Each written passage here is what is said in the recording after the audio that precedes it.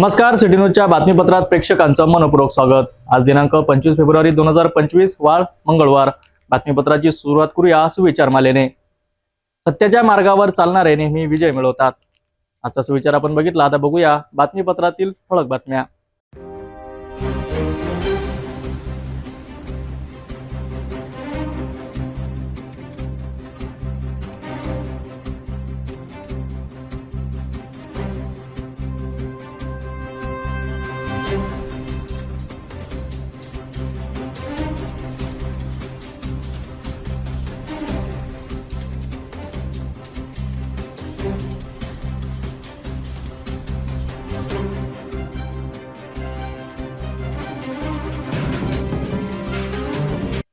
आपण ठळक बातम्या बघितल्या, आता घेऊया एक छोटासा ब्रेक। शादी और ब्याह की शुरुआत आराधना साड़ी के साथ। Aradhana wholesale shopping mall L2 Bijland complex, Nandgaon Peth, Amravati, Jawahar road, Amravati. Break नंतर बघूया सविस्तर बातम्या। अमरावती शहरात पोलिसांनी मोठी कामगिरी केली आहे। गुन्हे शाखा युनिट क्रमांक 1 ने घरफोडीच्या गुन्ह्यातील चोरीस गेलेले 3,33,000 रुपयाचे सोन्याचे दागिने हस्तगत केले आहेत। पोलिसांनी ही कारवाई कसून तपासानंतर केली असून अजूनही उर्वरित मुद्देमालाचा शोध सुरू आहे। पाहूया सविस्तर रिपोर्ट। ही घटना 6 मे 2024 रोजी श्रीधरनगर भटवाडी येथे घडली होती। अर्चना अरुण मेंढे यांनी घरफोडीची तक्रार राजापेठ पोलीस ठाण्यात नोंदवली होती। या गुन्ह्यात एकूण 6,35,000 रुपयांचे सोन्याचे दागिने आणि रोख रक्कम चोरीस गेली होती। या गुन्ह्याचा तपास गुन्हे शाखा युनिट क्रमांक 1 ने हाती घेतला आणि एका विधी संघर्षग्रस्त बालकाला ताब्यात घेत गुन्हा उघडकीस आणला। पोलीस आयुक्त नवीनचंद्र रेड्डी यांच्या आदेशानुसार पुढील तपास सुरू असताना पोलिसांनी 24 फेब्रुवारी रोजी 32 ग्रॅम सोन्याचे मंगळसूत्र आणि 8 ग्रॅम सोन्याची लगड असा एकूण 3,33,000 रुपयांचा मुद्देमाल हस्तगत केलाय। या कारवाईसाठी पोलीस आयुक्त नवीनचंद्र रेड्डी, पोलीस उपआयुक्त कल्पना बारावकर, परिमंडळ 2 चे पोलीस उपायुक्त गणेश शिंदे, गुन्हे विभागाचे सहाय्यक पोलीस आयुक्त शिवाजी बचाटे, राजापेठ विभागाचे सहाय्यक पोलीस आयुक्त जयदत्त भंवर यांच्या मार्गदर्शनाखाली वरिष्ठ पोलीस निरीक्षक गोरखनाथ जाधव, सह पोलीस निरीक्षक मनीष वाकोडे, पोलीस उपनिरीक्षक प्रकाश झोपाटे आणि त्यांच्या टीमने ही कारवाई यशस्वी केली आहे। अमरावती पोलिसांची ही कारवाई निश्चितच कौतुकास्पद आहे। मात्र उर्वरित मुद्देमाल कधी आणि कसा हस्तगत केला जाईल हे पाहणे महत्त्वाचं ठरेल। पोलिसांच्या तडफदार तपासामुळे शहरातील गुन्हेगारीला चाप बसणार आहेत अशी अपेक्षा व्यक्त होत आहेत। अशाच ताज्या बातम्यांसाठी पाहत रहा सिटी न्यूज। शेतकऱ्यांनी मोठ्या अपेक्षेने बाजारात आणलेल्या हरभऱ्याला विक्रमी दर मिळाला आहे। मात्र बाजार समिती बाहेर लागलेल्या लांबच लांब वाहनांच्या रांगामुळे शेतकऱ्यांना ताटकळत राहावे लागत आहेत। पाहूया सविस्तर अहवाल। अमरावती कृषी उत्पन्न बाजार समितीत सोमवारी हरभऱ्याची विक्रमी आवक झाली। तब्बल 12,358 क्विंटल माल बाजारात दाखल झाला। शेतकऱ्यांनी मोठ्या प्रमाणावर आपला माल विक्रीसाठी आणला होता, त्यामुळे एपीएमसीच्या बाहेर लांबच लांब रांगा लागल्या होत्या। शेतकऱ्यांना त्यांच्या मालाची विक्री करण्यासाठी बराच वेळ प्रतीक्षा करावी लागली। दरांचा विचार करता सोमवारी हरभऱ्याला किमान 5,150 तर कमाल 5,700 प्रति क्विंटल इतका दर मिळालाय। या प्रचंड गर्दीमुळे बाजार समितीच्या आत गर्दी होऊ नये म्हणून सुरक्षा रक्षकांकडून काटेकोर व्यवस्था करण्यात आली होती। ते वाहनांना एक एक करून आत सोडत होते। शेतकऱ्यांच्या मेहनतीला चांगला दर मिळाल्याने समाधान आहेत, पण विक्रीसाठी होणारा विलंब हा मोठा प्रश्न ठरत आहे। प्रशासनाने या गर्दीवर तोडगा काढावा अशी शेतकऱ्यांची मागणी आहे। आदिवासी समाजाच्या न्याय मागण्यांसाठी जय वळेखन आदिवासी क्रांती संघटनेच्या वतीने अमरावती येथे अनोख्या पद्धतीने जागर गोंधळ आंदोलन, ढोल ताशे आणि झांज वाजवत निर्दिष्ट प्रशासनाला जागे करण्याचा प्रयत्न काय आहेत त्यांच्या मागण्या आणि काय म्हणत आहे प्रशासन, पाहूया आमचा खास रिपोर्ट। अमरावती येथे आज जय वडेखन आदिवासी क्रांती संघटनेने आपल्या विविध मागण्यांसाठी आंदोलनाचा मार्ग अवलंबला। मागील निवेदनांना प्रतिसाद न मिळाल्याने अखेर त्यांनी जागर गोंधळ आंदोलनाचा निर्णय घेतला।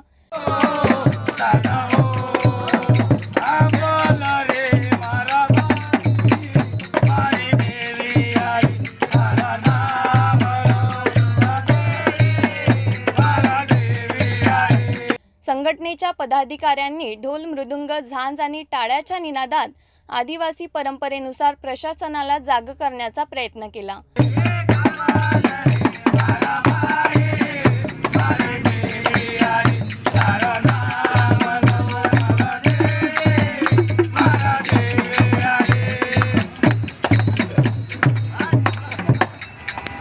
यावेळी अप्पर आयुक्त यांना निवेदन सादर करण्यात आले. गेल्या अनेक दिवसांपासून या कार्यालयामध्ये आम्ही पत्रव्यवहार करत आहोत, परंतु अद्यापही त्यावर कोणत्याही प्रकारची तोडगा हे ATC साहेब काढत नाही. त्यामुळे या झोपलेल्या प्रशासनाला जागी करण्यासाठी 24/2/2025 रोजी आम्ही या जागर गोंधळ आंदोलन करत आहोत.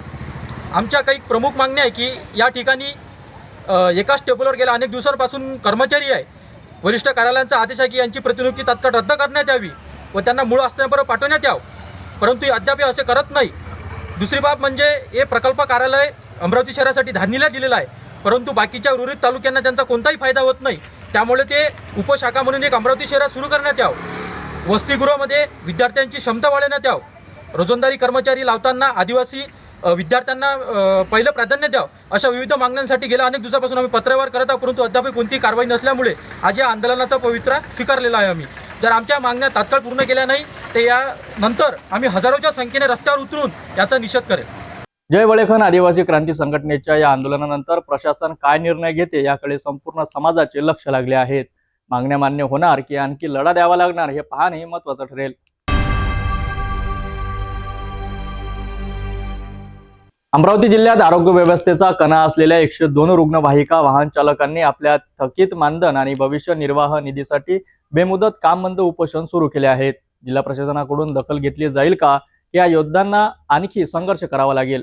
102 रुग्णवाहिका वाहन चालक गेल्या अनेक महिन्यांपासून थकीत मानधन आणि भविष्य निर्वाह निधीच्या प्रतीक्षेत आहे. त्यांच्या मागण्या मान्य व्हाव्यात म्हणून जिल्हा परिषद, आरोग्य विभाग आणि जिल्हाधिकारी कार्यालयाकडे वारंवार पाठपुरावा केला जात आहे. मात्र दखल घेतली जात नसल्याने अखेर सोमवारी 24 फेब्रुवारीला त्यांनी बेमुदत काम बंद उपोषणाचा मार्ग स्वीकारलाय. भर उन्हात आपल्या हक्कांसाठी रस्त्यावर उतरलेल्या या चालकांचा निर्धार स्पष्ट आहे. मागण्या मान्य झाल्याशिवाय मागे हटायचं नाही. आम्ही आज आमच्या विविध मागण्यांसाठी 24/2/2025 पासून उपोषणाला बसलेलो आहे. आम्ही आमच्या थकीत मानधनासाठी शासन दरबारी बरेच पत्रव्यवहार, तसेच अधिकाऱ्यांची भेट, तसेच आंदोलन करूनसुद्धा काही उपयोग झालेला नाही. म्हणून आज आम्ही शेवटी नाईलाजास्तव तो उपोषणाला बसण्याचा पर्याय स्वीकारलेला आहे. तरी शासनाने आमच्या उपोषणाची दखल घ्यावी व आमचे मानधन आम्हाला त्वरित मिळावे याकरिता आम्ही हा पवित्रा आज घेतलेला आहे. आमच्या विविध मागण्यांसाठी आम्ही इथे बसल्यामुळे आमच्या बऱ्याचशा काही प्रमुख मागण्या आहेत. जसं वाहन चालकांना चालू काळातील 4 ते 5 महिन्याचे थकीत मानधन तात्काळ मिळावे. तसेच 17 मार्च 2020च्या शासन निर्णयाप्रमाणे आम्हाला जी निविदा प्रक्रिया राबवताना शासनाने जी निविदा काढलेली आहे तो शासन निर्णय जो आहे 17 मार्च 2020 या निर्णयाप्रमाणे जर निविदा काढली तर त्या नियमाला अनुसरून कंत्राटदाराने आम्हाला मानधन, आमचा EPF, आमची ESIC व इतरही काही सेवा आहेत त्या सेवा पूर्णपणे पुरवण्यात याव्या. तसेच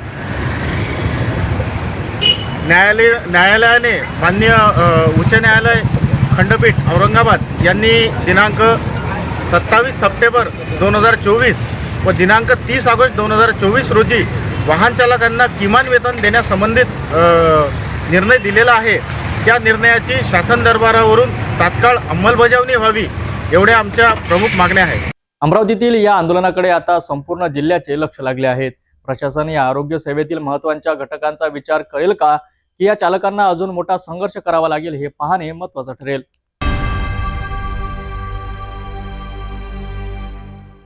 सरकारकडून घरकुल योजनेसाठी मदतीचा हात मिळतो, मात्र त्या हाताला मिळणाऱ्या मदतीचं काय?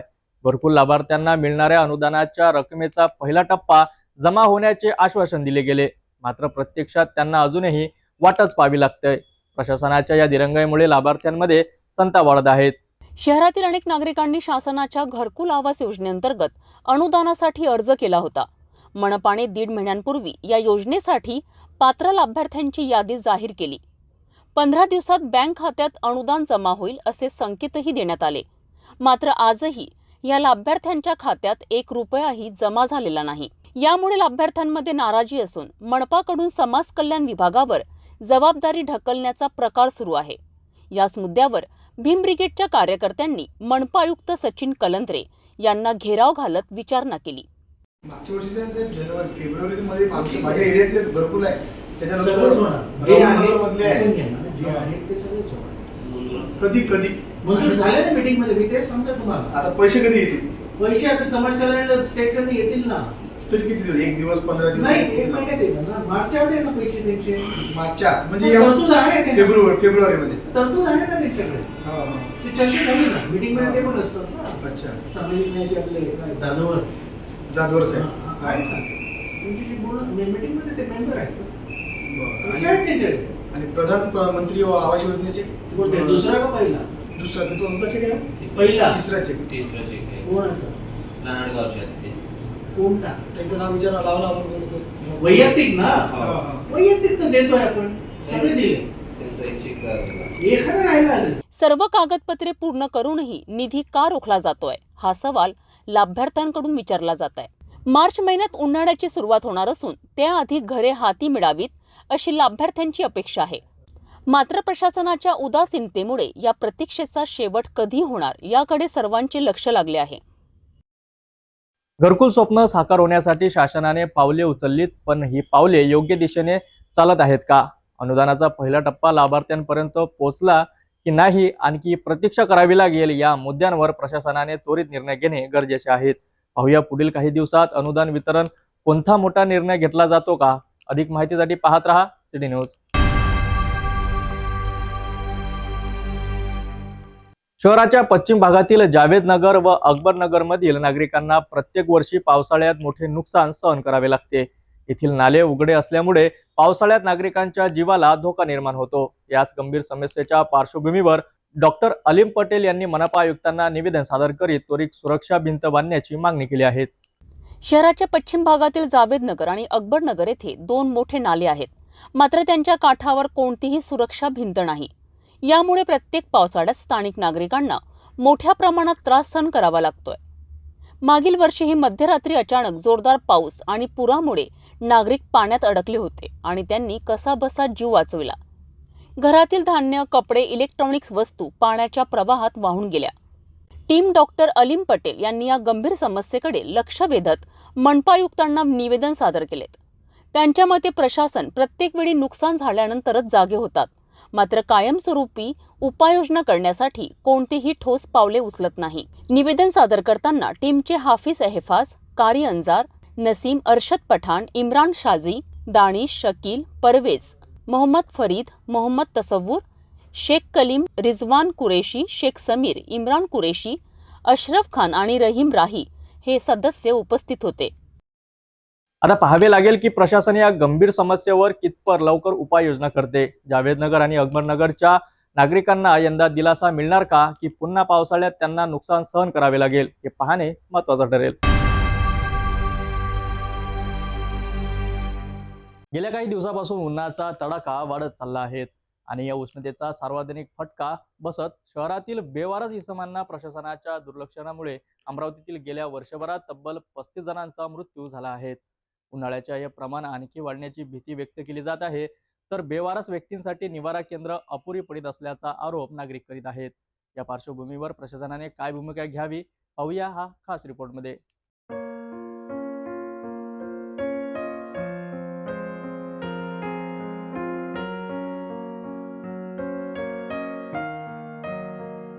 अमरावती शहरात उन्हाच्या तीव्रतेमुळे बेवारस मृत्यूंच्या संख्येत मोठी वाढ होत आहे. 2023 मध्ये 23 तर 2024 मध्ये 12 बेवारस व्यक्तींचा उष्माघाताने मृत्यू झाला आहे. मात्र मनपा प्रशासन आणि जिल्हा प्रशासन याकडे दुर्लक्ष करत असल्याने परिस्थिती ही गंभीर होत आहे. मनपा क्षेत्रात बेवारस इसमांसाठी काही मोजकीच निवारा केंद्र आहेत, मात्र तीही आता अपुरी पडत आहे.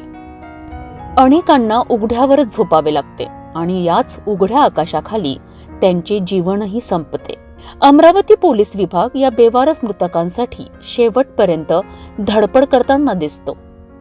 मृतदेह ओळख पटविण्यासाठी पोलीस वेगवेगळ्या जिल्ह्यात शोधपत्रिका प्रसिद्ध करतात, परंतु ओळख न पटल्यास पोलीसच अंत्यसंस्कारही करतात. सर काय सांगाल, उन्हाळ्याचे दिवस आता येणार आहेत. उन्हाळ्याच्या दिवसामध्येच आपल्या पोलीस स्टेशनच्या हद्दीत सर्वात जास्त लावारिस मृतांची संख्या जास्त आढळतात. काय कारण होऊ शकतात आणि किती संख्या आढळून आली? पोलीस स्टेशन कोतवाली हद्दीत जे ओव्हरब्रिज आहे त्याखाली जे बाहेरून येणारे हे आहे बेवारस वृद्ध किंवा ज्या घरून निघून आलेले असतात ते थांबतात आणि मग अशा उन्हाळ्याच्या वेळेस डिहायड्रेशन होऊन मृत्यू पावत असतात. तर पोलिसांकडून ज्या उपाययोजना आहेत त्यामध्ये पहिल्यांदा आम्ही ह्या जे बेवारस स्थितीत भटकत असतात त्यांना आम्ही एकतर हॉस्पिटलाइज, ज्यांना उपचारासाठी आम्ही इरविन हॉस्पिटल आहे किंवा सरकारी हॉस्पिटल आहे तिथं वैद्यकीय सुविधा उपलब्ध करून देतो. तसेच त्यांच्या आयडेंटिफिकेशन, त्याचा जो घराचा ॲड्रेस आहे, त्याचं नाव आहे त्याचा शोध घेतो किंवा त्यांच्या नातेवाईकांचा शोध घेत असतो आणि त्यांच्या हवाली करत असतो. जर मिळून आले नाही तर जे निवासगृह आहे, त्यांना राहण्याची व्यवस्था आहे, अशा ठिकाणी त्यांना आम्ही ठेवत असतो. आणि जे काही मृत पावतात त्यांच्या जे नातेवाईक मिळून येत नाही, बेवारस प्रेत आहे, त्या बेवारस प्रेताचा आम्ही कायदेशीररित्या पोस्टमॉर्टम करून जो DNA सॅम्पल आहे तो आम्ही प्रिझर्व करून ठेवतो, जेणेकरून पुढे भविष्यात त्याची जे शोधपत्रिका आम्ही पाठवत असतो, शोधपत्रिकेद्वारे त्याचा जर नातेवाईकांचा त्याच्या शोध लागल्यास त्या DNA सॅम्पल्सही त्यांना मॅच करून तेच त्यांचे नातेवाईक आहे का मृत झालेले हे त्याच्यातून निष्पन्न होत असते. आणि जे मृत जे बेवारस प्रेत आहे महानगरपालिकेच्या मदतीने आम्ही अंत्यविधी करीत असतो. आणि यामागे जे कारण आहे तर एकतर मनोरुग्ण असतात, ते अचानक घरून निघून जातात, त्यांना माहीत नसते आपला मनोरुग्ण असल्यामुळे काहीही माहीत नसते आपण कुठं आहोत का आहोत. त्यानंतर दुसरे कारण आहे जे त्यांचे पाल्य आहे किंवा मुले व नातेवाईक दुर्लक्ष करतात, ते एक कारण आहे. आणि रागाच्या भरात निघून जाणे हे एक तिसरे कारण आहे. तर माझी एक विनंती आहे सर्व नागरिकांना की जे काही असे वयोवृद्ध नागरिक आहेत किंवा मनोरुग्ण स्थितीत आहेत किंवा रागाच्या भरात निघून जातात, अशांना आपण काळजीपूर्वक हाताळायला पाहिजे. त्यांना असा कुठेही निघून जाईल आणि बाहेर भटकत राहील अशा स्थितीत कोणतीही त्यांच्यावर आपत्ती येऊ नये या दृष्टीने सर्व नातेवाईक आणि जनतेने सुद्धा काळजी घ्यायला पाहिजे, जेणेकरून जो बेवारस प्रेतांचा जो मागच्या वर्षीचा कोतवाली हद्दीतील जो आकडा आहे 2023मध्ये 23 आहेत आणि 24मध्ये 12 बेवारस प्रेत आम्ही PM करून कायदेशीर कारवाई केलेली आहे. मार्च महिना सुरू होत आहे आणि उन्हाचा तडाखाही आणखी वाढणारच. जर प्रशासनाने वेळीच पावले उचलली नाहीत तर येत्या काही महिन्यात ही परिस्थिती आणखी गंभीरही होऊ शकते. बुद्धिजीवी मानणारा मनुष्य प्राणी समजला जातोय. मनुष्य प्राण्यांचाच, मात्र उष्माघाताने अनेकांचा मृत्यू होतो. अमरावती शहरात सिटी कोतवाली पोलीस ठाण्याच्या हद्दीत सर्वात जास्त लावारिस म्हणून समजल्या जाणाऱ्या या मानवांचा मृत्यू होत आहे. 2023ला तब्बल 23 जणांचा मृत्यू, 2024 मध्ये 12 जणांचा दुर्दैवी अंत झाला, तो सुद्धा उष्माघात असेल किंवा पावसाळ्याच्या दिवसात. अमरावती शहरातील उड्डाण पुलाखालील आपले दिवस जगणारा हा मनुष्य नेमका याचा कोण नातेवाईक असेल? आणि नक्कीच अमरावती शहर पोलिसांची मात्र खरोखरच मोठी तत्परता आणि आपलं पुण्य कार्य म्हणून ते या लावारिस व्यक्तींचा शोध घेत असतो.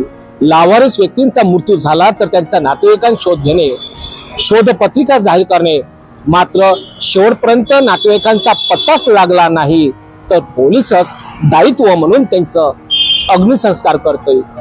नक्कीच अमरावती शहरात मनपा क्षेत्रामध्ये मनपा प्रशासनाच्या वतीने निवारा केंद्र आहेत कितीतरी, मात्र याच उड्डाणपुलाखालील उष्माघाताने आणि पावसाळ्याच्या दरम्यान मृत्यू पावलेल्यांची संख्या अतिशय धक्का देणारी आहे. कॅमेरामन मोहन विश्वकर्मासह अजय शुगारे, पाहता सिटी न्यूज, अमरावती. शहरातील नागरिक आणि सामाजिक संघटनांनी पुढे येऊन या निराधार लोकांसाठी निवाऱ्याची व्यवस्था करायला हवी. अन्यथा सर्वात बुद्धिमान समजला जाणारा माणूसच या उन्हात तडफडून प्राण सोडतानाही दिसेल. तुम्हाला काय वाटतं? प्रशासनाने बेवारस इसमांसाठी तात्काळ उपाययोजना कराव्यात का? तुमचे मत आम्हाला नक्की कळवा आमच्या कमेंट्स बॉक्समध्ये.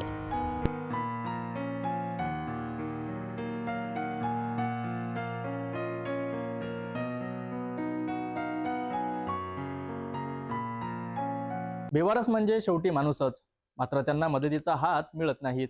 उन्हाच्या झळांनी होरपळून मृत्युमुखी पडणाऱ्या या निराधारांसाठी प्रशासनाने तातडीने निवारा केंद्राची संख्या वाढवली पाहिजे. तसेच सामाजिक संस्था आणि नागरिकांनी पुढाकार घेत या जीवांचा आधार दिला पाहिजे.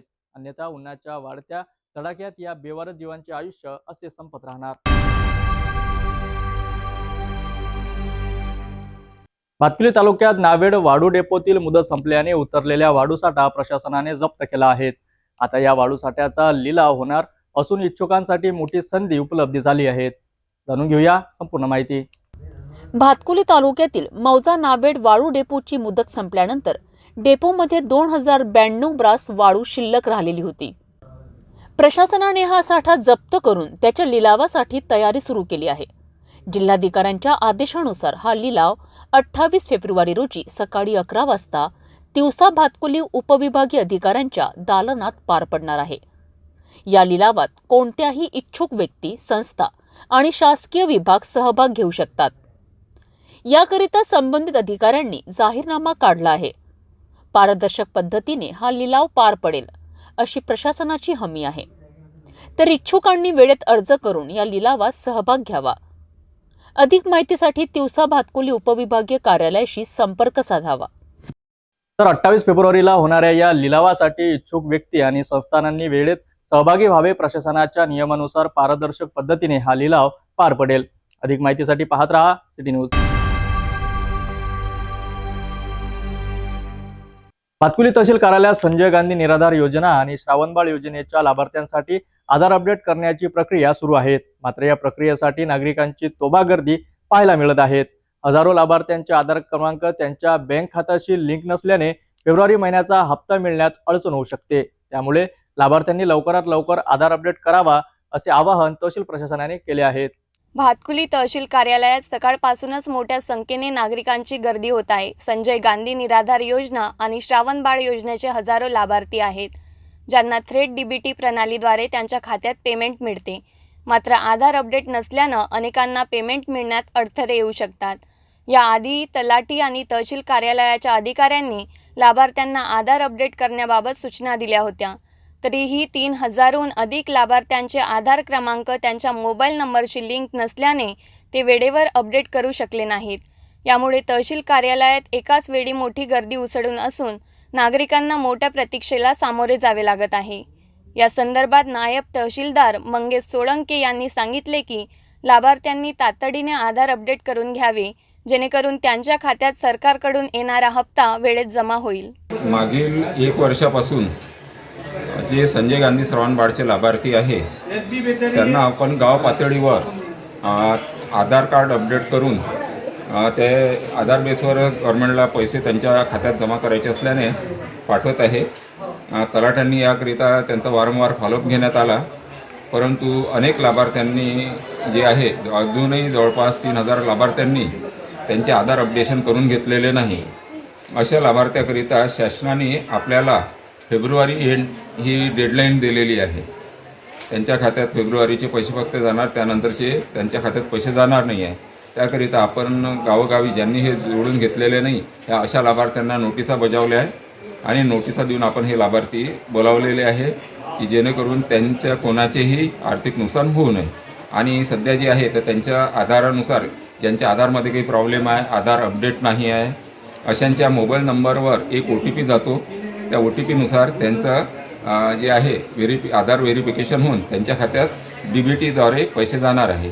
त्याकरिता मी समस्त संजय गांधी श्रावणबाळ लाभार्थ्यांना विनंती करेल की त्यांनी लवकरात लवकर त्यांचे आधार अपडेट करून घ्यावे व ते आधार अपडेट मोबाईलशी जोडून त्यांनी त्याबाबतची माहिती या कार्यालयात सादर करावी.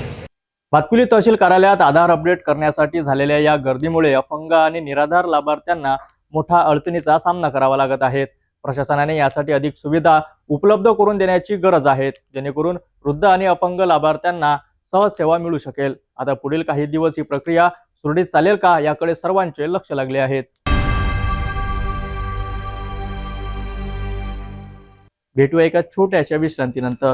घर का सारा फर्नीचर दीमको और सीलन से बस 1 साल में खराब हो गया है. कोई बात नहीं, अब आपके घर की खूबसूरती बढ़ाने के लिए अम्बा मॉड्यूलर लाया है डेकोर प्लास्ट से निर्मित यूपीवीसी मटेरियल में घर के सभी फर्नीचर, वो भी जल रोधक, दीमक प्रूफ, गुणवत्तापूर्ण, अग्निरोधी, पर्यावरण के अनुकूल, किफायती और 17 साल के वारंटी के साथ. मॉड्यूलर किचन, वार्डरोब, बेड, मंदिर, अलमारी, TV unit, study table, sliding अलमारी, ऑफिस फर्नीचर और अन्य सभी अब बनाइए आपके हिसाब से. फ्री विजिट और फर्नीचर डिजाइन के लिए आज ही विजिट करें अम्बा मॉड्यूलर, गोंड बाबा मंदिर के पास, MIDC से दस्तूर नगर रोड, अमरावती. डेकोर प्लास्ट के साथ एक कदम आगे.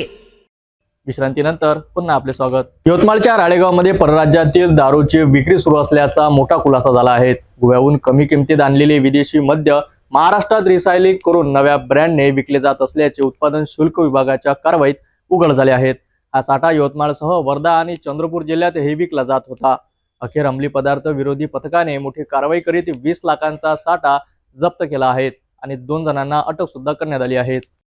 यवतमाळ जिल्ह्यातील राळेगाव येथे मोठा दारू रॅकेट उघडकीस आला आहे. राज्य उत्पादन शुल्क विभागाच्या पथकाने एका बारमधून मोठ्या प्रमाणावर अवैध विदेशी मद जप्त केले आहे.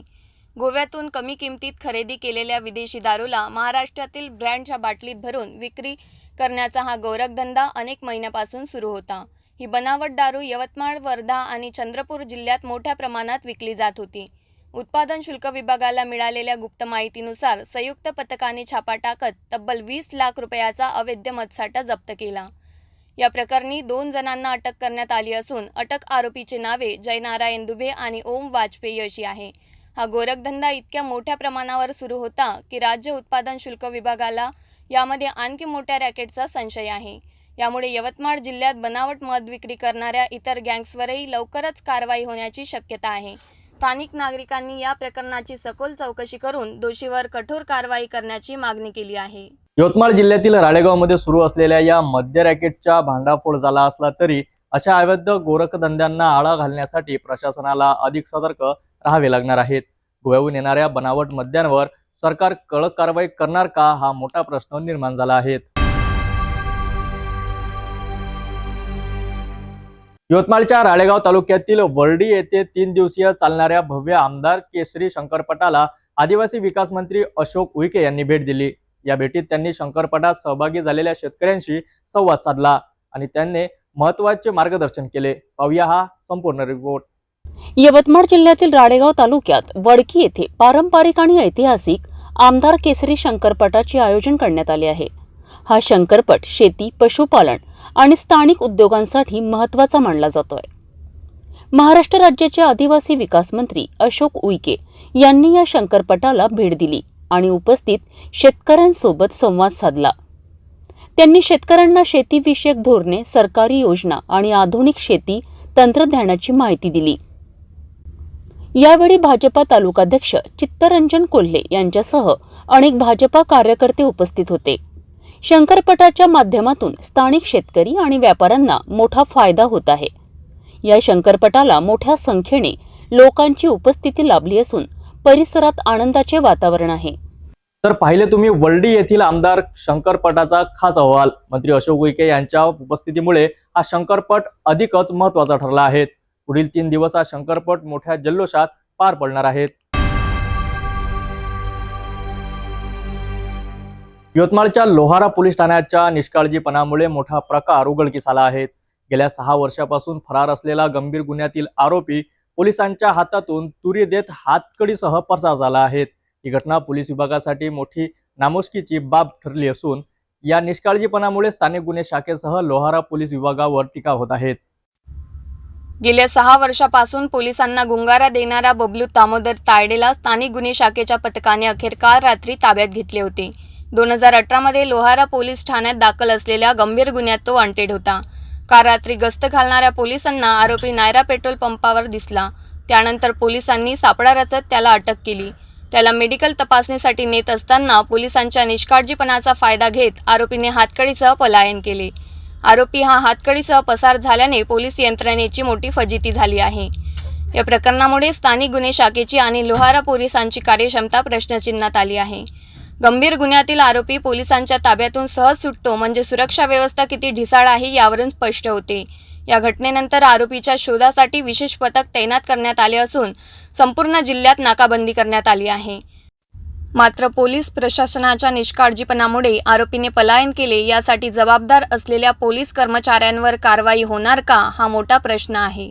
यवतमाळ पोलिसांच्या गालिबपणामुळे गंभीर गुन्ह्यातील आरोपी हातकळीसह पसार झाला आहे. यामुळे पोलीस प्रशासनावर तीव्र टीका होत असून या प्रकरणाची सखोल चौकशी करून जबाबदार अधिकाऱ्यांवर कारवाई करण्याची मागणी केली जात आहे. आरोपी लवकरच गजाआड होईल का की पुन्हा पोलिसांना गुंगारात देत पसार होईल, यावर तुमचे मत काय हे नक्की आम्हाला कळवा. अकोल्यातील मोठी बातमी समोर येत आहे. जीएसटी विभागाने अकोल्यातील पान मसाला, किराणा आणि अन्य दुकानांवर छापे टाकले आहेत. ही कारवाई अचानक झाली, त्यामुळे व्यापाऱ्यांमध्ये मोठी खळबळ उडाली आहे. विभागाने कागदपत्राची सखोल तपासणी केली आहे. चला पाहूया सविस्तर माहिती. अकोला शहरात जीएसटी विभागाने मोठी कारवाई करत अनेक बाजारांमध्ये सर्च ऑपरेशन राबविलेत. विशेषतः पान मसाला, सुपारी, किराणा आणि गोदाम असलेल्या दुकानांवर छापे टाकण्यात आले. जीएसटी अधिकाऱ्यांनी तपास केला की व्यापारी नियमित कर भरत आहेत की नाही किंवा कर चोरी होत आहे का. या कारवाई दरम्यान अलंकार मार्केट, किराणा बाजार आणि भाजी बाजारातील अनेक दुकाने झडतीसाठी निवडली गेली. सूत्रांच्या माहितीनुसार औरंगाबाद आणि मुंबईहून आलेल्या अधिकाऱ्यांनी या तपास मोहिमेत भाग घेतला. कोणतीही पूर्वसूचना न देता ही कारवाई करण्यात आल्याने व्यापाऱ्यांमध्ये मोठा गोंधळ निर्माण झालाय. जरी ही एक नियमित तपासणी असल्याचे सांगितले जात आहे, तरीही जीएसटी विभाग हे सुनिश्चित करत आहे की कुठेही मोठ्या प्रमाणात कर चोरी होत नाही. या छाप्यामुळे व्यापाऱ्यांमध्ये मोठी चर्चा सुरू झाली असून अनेक दुकानांच्या कागदपत्रांची कसून तपासणी केली जात आहे. तर ही होती अकोल्यातील एक मोठी घडामोडी, जिथे जीएसटी विभागाने अचानक छापा मारून व्यापाऱ्यांचे कागदपत्र तपासले. कर चोरी झाली आहे का हे शोधण्याचे काम सध्या सुरू आहे. पुढील अपडेटसाठी पाहत रहा सिटी न्यूज.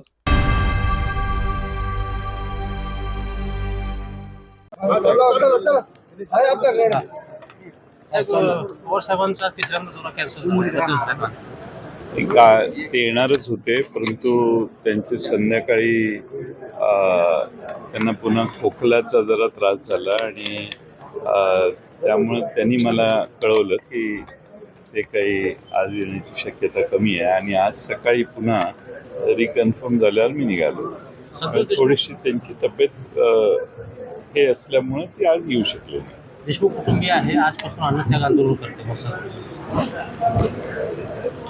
ठीक आहे, आता पोलिसांनी त्या बाबतीत लवकर कारवाई करावी अशी सगळ्यांची अपेक्षा आहे.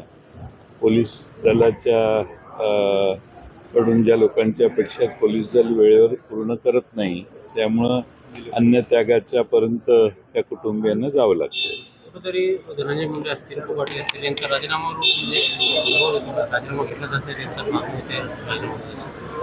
माहीत नाही, तर तो त्यांचा अंतर्गत प्रश्न आहे. सरकारने ठरवायचं असतं आपल्याला कोणत्या प्रकारचे मंत्री पाहिजेत, कोणत्या प्रकारचे नको आहेत. तपास यंत्रणेमध्ये मंत्री कायम असल्यामुळे तपास यंत्रणा दबाव येतो असं ते तपास यंत्रणा चौकशी करेल, पूर्ण करेल लवकर. पण का विलंब लागतो हेच कळत नाही. त्यांनी लवकर तपास करून चार्जशीट फाईल केली पाहिजे. कितीतरी वेळ लागतो.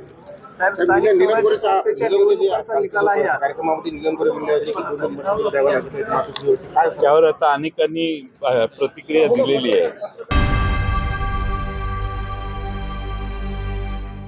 नागपूरच्या वाडी परिसरात एका अनोख्या एटीएम फसवणुकीचा पर्दाफाश झाला आहे. अॅल्युमिनियम पट्टी लावून पैसे अडकविण्याचा प्रयत्न करणाऱ्या 2 आरोपींना वाडी पोलिसांनी अटक केली असून त्यांच्याकडून मोठा मुद्देमाल जप्त करण्यात आला आहे. या संपूर्ण घटनेचा अहवाल पाहूया आमच्या खास रिपोर्टमध्ये. ही घटना घडली आहे नागपूरच्या वाडी परिसरातील खडगाव रोडवरील ॲक्सिस बँकच्या एटीएममध्ये. पोलिसांना मिळालेल्या माहितीवरनं तपास सुरू झाला आणि सीसीटीव्ही फुटेजची पाहणी केल्यानंतर आरोपींच्या संशयास्पद हालचाली आढळल्यात. आरोपींनी एटीएम मशीनच्या कॅश डिस्पेन्सरला ॲल्युमिनियम पट्टी लावून ग्राहकांचे पैसे अडकविण्याचा प्रयत्न केला होता. पोलिसांनी चौकशी दरम्यान पल्सर बाईकवर संशयित हालचाल करणाऱ्या दोघांना ताब्यात घेतले. कसून तपास केल्यानंतर त्यांनी गुन्ह्याची कबुली दिली. त्यांच्याकडून 70,700 किमतीचा मुद्देमाल, मोबाईल, एटीएम कार्ड्स आणि पल्सर बाईक जप्त करण्यात आली आहे. सध्या आरोपी पोलीस कोठडीत असून पुढील तपास सुरू आहे. नागपूर पोलिसांनी ही फसवणूक वेळीच उघडकीस आणली असून नागरिकांना सतर्क राहण्याचे आवाहन केले आहे. तुम्ही एटीएम वापरत असताना कोणतीही संशयास्पद हालचाल दिसल्या त्वरित पोलिसांशी संपर्क करावा. अशाच महत्त्वाच्या घडामोडीसाठी बघत रहा सिटी न्यूज। दिनांक 17 फरवरी को हमारे पास में एक तकरार आई थी कि जो सोनटक के है, जो सेवानिवृत्त MACB से उम्र 65 ईयर्स नागसिल नगर मानकापुर में रहते हैं, इन्होंने तकरार दिया था कि वो दोपहर को 3 बजे 3-3:15 बजे उद्योग भवन चौक से उद्योग भवन के पास से जा रहे थे। उनके ऊपर दो बाइक वाले आए थे जो अनजान थे। उसमें से एक बाइक वाले ने उनके ऊपर डंडा चलाया सर पे और उन्होंने उसको बचाया और हाथ उनका फ्रैक्चर हो गया और नीचे गिर गए। उनका जो मेडिकल रिपोर्ट और उनकी कंप्लेंट के ऊपर से 2 अनजान लोगों के खिलाफ हमने धारा 118 भारतीय नागरिक संहिता अन्वय अपराध दर्ज कर लिया था। जांच के इसमें हमें पाया गया कि इसमें 2 लोग और बाइक वाले थे जो इसको इंडिकेट करके इसका यानी कि अंगुली जो इसका डायरेक्शन दे रहे थे। तो 4 लोग हो गए थे। हमने चारों में काफी मशक्कत के बाद में इन्वेस्टिगेशन करने के बाद में वो 3 लोग उसमें से ताबे में ले लिए, उनको अरेस्ट किए और तपास के दरमियान हमें ऐसा मालूम हुआ कि इसके पीछे जो रिटायर्ड PSI है चोरे, इन्होंने उनको बोला था कि मेरे जवाई को और मेरे को ये जो कंप्लेंटर है सोनटक के बहुत तकलीफ दे रहा है और इसके वजह से इसको मारो। और अभी जो PSI है वो 1 दिन का PCR मिला है। अभी पुलिस हवालात में आगे की जांच शुरू है। वो काम होने के बाद में 10-15 हज़ार रुपए इनको देने वाले थे।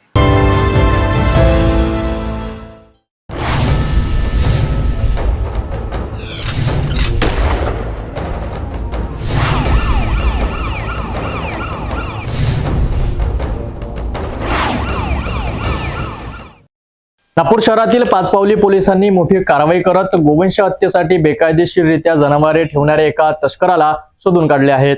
पोलिसांनी गुप्त माहितीच्या आधारे छापा टाकून तब्बल 1 लाख रुपये किमतीचे गोवंश ताब्यात घेतले आहेत। या प्रकरणी आरोपी विरुद्ध गुन्हा दाखल करण्यात आला असून पोलिसांचा तपास सुरू आहे। गोवंश हत्याबंदी कायद्याचे उल्लंघन करत पशु तस्करीचा मोठा प्रकार नागपूरच्या पाचपावली पोलीस ठाण्याच्या हद्दीत उघडकीस आला आहे। पाचपावली पोलिसांनी मिळालेल्या गुप्त माहितीच्या आधारे फारुक नगर टेकाच्या नई वस्ती परिसरात छापा टाकून ही कारवाई केली आहे। यावेळी 4 गोवंश जातीचे जनावरे निर्दयीपणे बांधून ठेवल्याचे आढळले। या जनावरांना अन्न पाणीही दिले गेले नव्हते। पोलिसांनी घटनास्थळावरून ही जनावरे ताब्यात घेत गोरक्षण केंद्रात पाठवली असून आरोपी विरुद्ध गुन्हा दाखल करण्यात आलाय। पोलिसांनी दिलेल्या माहितीनुसार आरोपी शेख जाबीर हा एकता नगर मांजरी येथे राहतो। त्याने स्वतःच्या आर्थिक फायद्यासाठी या गोवंश जनावरांची अवैध वाहतूक करून त्यांना निर्दयीपणे डांबून ठेवले होते। पोलिसांनी घटनास्थळावरून एकूण 4 जनावरे जप्त केली आहेत। यामध्ये 2 गायी आणि 2 बैलांचा समावेश असून त्यांची एकूण किंमत अंदाजे 1 लाख रुपये आहे। या प्रकरणी पाचपावली पोलीस ठाण्यात गुन्हा दाखल करण्यात आला असून आरोपीला पकडण्यासाठी पोलीस शोध मोहीम राबवित आहे। ही कारवाई सहाय्यक पोलीस निरीक्षक प्रमोद सोनवणे यांच्या नेतृत्वाखाली पोलीस पथकाने महत्त्वाची भूमिका बजावली आहे। पोलिसांनी दाखल केलेल्या गुन्ह्यात गोवंश हत्याबंदी कायदा आणि प्राणी संरक्षण अधिनियम अंतर्गत विविध कलमांचा समावेश करण्यात आलाय। इसमें माननीय पुलिस आयुक्त साहब नागपुर सिटी, इन्होंने ऐसे गोवंश तस्करी की जो एक्टिविटीज़ होते हैं उनके ऊपर कड़क कार्रवाई करने के आदेश दिए हैं। कल पाचपावली के वरिष्ठ पुलिस निरीक्षक श्री राउत साहब खुद नाइट राउंड को थे, तो उनको कॉन्फिडेंशियल इन्फॉर्मेशन मिला कि फारूक नगर टेका जो एरिया है वहाँ कुछ गोवंश जानवर कत्ल के लिए लाए गए हैं। तो उन्होंने टीम को कार्रवाई करने के आदेश दिए। DB टीम ने वहाँ रेड किया तो उनको 4 गोवंश जानवर वहाँ मिले जिसकी कीमत 1 लाख रुपए तकरीबन है। इसके बारे में माननीय पुलिस उपायुक्त महक स्वामी मैडम, माननीय ACP श्वेता खाड़े मैडम, इनके मार्गदर्शन के मुताबिक ये कार्रवाई की गई है। इसमें 1 लाख रुपए का मुद्देमाल जो जानवर है वो मिले हैं, उनको गौशाला में रखा गया है। इसमें जो आरोपी है वो पुलिस को देख के पहले ही फरार हो गया। उसका नाम है शेख जाबिर वल्द शेख ख्वाजा। इसका प्राइमा फेसी जो है गुने में सहभाग निष्पन्न हुआ है और इसके बारे में आगे की जांच चल रही है। माननीय जोन 3 DCP महक स्वामी मैडम, माननीय ACP श्वेता खाड़े मैडम, इनके मार्गदर्शन में और वरिष्ठ पुलिस निरीक्षक राउत साहब के सूचना के अनुसार DB पथक ने यह कार्रवाई की गई है और आगे का जांच चल रहा है। नागपूर सारख्या मोठ्या शहरात अवैध गोवंश तस्करीचा प्रकार उघडकीस आल्याने प्रशासनाची सतर्कता आणि कायदा सुव्यवस्था याबाबत प्रश्नचिन्ह निर्माण झाले आहेत। पोलिसांनी वेळीच केलेल्या कारवाईमुळे गोवंश मोठी दुर्घटना टळली असली तरी या प्रकारचा जबाबदार असलेल्या विरोधात कठोर कारवाई होईल का हा प्रश्न उपस्थित झाला आहे। नागपूर शहरात अशा तस्कराविरोधात आणखी कठोर उपाय करण्याची मागणी आता जोर धरीत आहे। नागपूर शहरातील पाचपावली पोलीस ठाण्याच्या हद्दीत पोलिसांनी मोठी कारवाई करत एका व्यक्तीकडून मोठी तलवार जप्त केली आहे। गुप्त माहितीच्या आधारे पोलिसांनी बारसेनगर परिसरात सापळा रचून ही कारवाई केली आहे। आरोपी राकेश उर्फ बाब्या खट्या झोपाडे याच्यावर भारतीय हत्यार कायद्यानुसार गुन्हा दाखल करण्यात आला आहे। नागपूर शहरात गुन्हेगारी कमी करण्यासाठी पोलिसांनी गस्त वाढवली असतानाच पाचपावली पोलिसांना गुप्त माहिती मिळाली की बारसेनगर परिसरात एका व्यक्तीकडे मोठ्या लांबीचे धारदार शस्त्र आहे। त्यानुसार पोलिसांनी 24 फेब्रुवारीच्या रात्री 12 वाजताच्या सुमारास कारवाई केली आणि आरोपी राकेश उर्फ बाबा खट्या झोडापे याच्याकडनं 96 सेंटीमीटर लांबीची तलवार जप्त केली। ही तलवार 12 सेंटीमीटर मुठीची आणि 84 सेंटीमीटर पात्याची असून तिची अंदाजे किंमत 500 रुपये असल्याचे पोलिसांनी सांगितले। आरोपीला घटनास्थळीच अटक करून त्याच्या विरुद्ध भारतीय हत्यार कायद्याच्या कलम 425 आणि महाराष्ट्र पोलीस कायदा कलम 135 अंतर्गत गुन्हा दाखल करण्यात आलाय। ही कारवाई सहाय्यक पोलीस निरीक्षक प्रमोद सोनवणे यांच्या मार्गदर्शनाखाली पोलीस हवालदार सुरेंद्र तायडे आणि त्यांच्या टीमने केली आहे। पोलिसांच्या त्वरित कारवाईमुळे शहरात संभाव्य गुन्हे टळले असल्याची चर्चा स्थानिकांमध्ये सुरू आहे। रात को खुद माननीय वरिष्ठ पुलिस निरीक्षक श्री राउत साहब ये पेट्रोलिंग को थे और बाकी डीबी टीम भी पेट्रोलिंग कर रही थी, तो उनके मार्गदर्शन में कल पेट्रोलिंग के दौरान 2 इसम पाए गए जिनके पास बड़ी लंबी तलवारें मिल गई है। उसमें से एक का नाम है राकेश उर्फ बाबा खट्या नरेश झोड़ापे, 32 वर्ष उम्र है उसका, और दूसरा जो है आदित्य उर्फ दिल्ली विकास बब्बर वह 22 वर्ष। ये दोनों बारसेनगर के रहवासी है और दोनों अलग अलग मिले हैं, तो अलग अलग एफआईआर उनके ऊपर रजिस्टर किया है। इसके बारे में आगे की जांच चल रही है, उन्होंने तलवार साथ में क्यों रखा था उसके बारे में जांच चल रही है, तो दोनों को अरेस्ट कर दिया है उसमें। नागपूर शहरात पोलिसांनी केलेली ही कारवाई अत्यंत महत्त्वाची मानली जात आहे। वाढत्या गुन्हेगारीच्या पार्श्वभूमीवर पोलिसांचे अशा तऱ्हेचे ऑपरेशन अधिक तीव्र होणार का हा मोठा प्रश्न आहे। पोलिसांनी शहरात कायदा आणि सुव्यवस्था अबाधित ठेवण्यासाठी अशाच प्रकारच्या कठोर कारवाया पुढेही सुरू ठेवण्याची गरज आहे। नागपूरमधील नागरिक सुरक्षिततेबाबत अधिक जागृत राहतील का हे पाहणे महत्त्वाचं ठरेल। जाता जाता पुन्हा एकदा आजच्या ठळक बातम्या।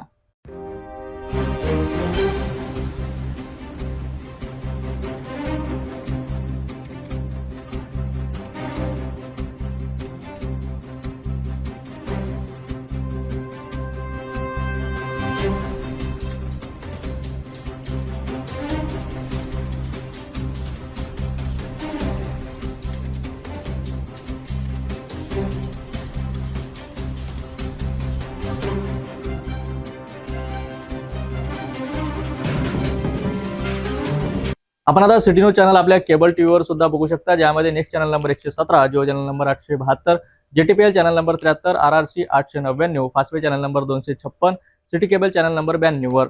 आता अमरावती विदर्भानंतर महाराष्ट्राचे दर्शक घर बसले आपल्या केबल टीव्हीवर सिटी न्यूज बातमी पाहू शकाल। लवकरच आम्ही आपल्यापर्यंत पोहोचणार आहोत। जर आपल्या केबल टीव्हीवर सिटी न्यूज चॅनल दिसत नसेल तर आपण आपल्या केबल ऑपरेटरशी संपर्क करावा। सिटी न्यूजच्या केबल व्यतिरिक्त यूट्यूब, फेसबुक, इंस्टाग्राम आणि ट्विटरवर सुद्धा न्यूज बघू शकता। याकरिता सोशल मीडिया अकाउंट सबस्क्राइब करा, फॉलो करा, लाईक करा आणि यूट्यूब अकाउंट सबस्क्राइब करण्याकरिता सबस्क्राइब बटनला क्लिक करा आणि बेल आयकॉन दाबायला विसरू नका, कारण सर्वात आधी समाचार आपल्यापर्यंत पोहोचणार आहेत। तसेच सिटी न्यूजचे फेसबुक पेज लाईक करा, इंस्टाग्राम आणि ट्विटर हँडल फॉलो करा। आपण व्हॉट्सअपवर सूचना देऊन सुद्धा न्यूज प्राप्त करू शकता। हे बातमीपत्र एवढ्यावरच थांबूया, पुन्हा भेटूया नवीन घडामोडीसोबत। नमस्कार।